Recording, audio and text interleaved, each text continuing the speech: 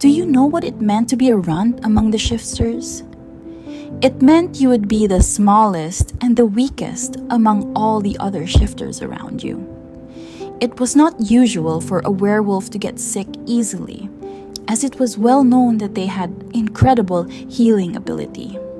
A shifter could be littered with severe wounds, but it would only need a few hours, or at most a day, for them to be able to get back to their original state. Therefore, you couldn't take a shifter lightly, a werewolf even more so, because they were at the top of the food chain. They were the predators. However, it didn't work that way for Iris. The only reason being she was a runt. Ever since she was born, she had been concurrently sick.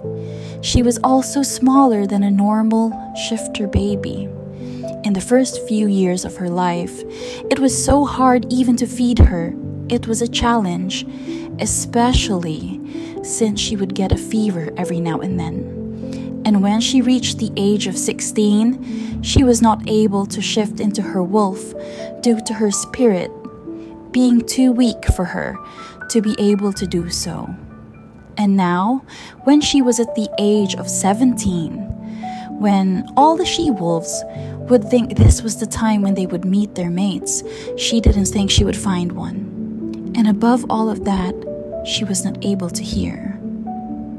Iris could read people's lips, but she wouldn't be able to know what they were saying if they were not facing her when they spoke to her. If it was not for her father being the alpha of the Blue Moon Pack, no one would even know about her, as she would spend most of her time inside her house and had a tutor come to help her with her education. Unfortunately, her life didn't get better even after she turned 20. "Come out now!" Someone shouted behind Iris as she sat on the cold floor of the dungeon with her head lowered. "Damn it! I forgot she couldn't hear!" The man cursed under his breath and opened the cell before he marched toward the skinny girl and yanked her arm to make her stand up. Iris gritted her teeth. She looked at the man with fear in her eyes. Her pack had fallen.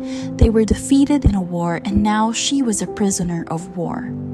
She was the only daughter of the Alpha after all. The Alpha wants to see you. The man showed so much hostility in his eyes as he grabbed her by the elbow and dragged her out of this filthy cell where she had stayed for more than a week now. Iris couldn't hear him, but she could read his lips, and she knew meeting the Alpha was inevitable. She trembled in fear. She hated being hurt. Iris stumbled on her feet a few times because she couldn't keep up with the guard's pace. Yet, he didn't slow down at all. She remembered this room. This room used to be the Alpha's room, and she had only entered it twice, since her father didn't really like her near him. She was born as a runt. Thus, it was a disgrace to him. "Alpha, I have brought Iris Lane with me," he said in a solemn voice as he lowered his head and kicked Iris at the back of her knee until she knelt down before the Alpha. Alpha Kane. He was a slave for 10 years in this Blue Moon Pack, since his pack, Howling Wolf, was raised by Iris's father, and all of the pack members turned into slaves, including him, Kane Norton, the then Alpha's son. His world fell apart when he was 22.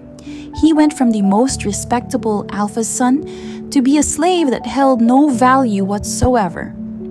But right now, he managed to get his revenge and wiped out the Blue Moon Pack, restored the glory of the Howling Wolf Pack, and now he would get his revenge on Iris for what her father had done to him and his family. "You can leave, Will," Kane said in a cold tone as he stood up from his seat, and Iris trembled in fear at the sight of him. His body was even bigger than her brother's or her father's. He towered above her, looking down at her with so much malice in his dark eyes. The guard named Will walked out of the room and closed the door, leaving Iris with her predator. Iris tried to scamper away from him, but Kane had grabbed her shoulder and his grip was so painful.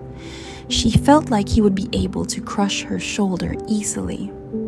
"Undress and get on the bed," Kane said coldly, but because Iris didn't look at his face, she couldn't read his lips, so she missed the order and started whimpering.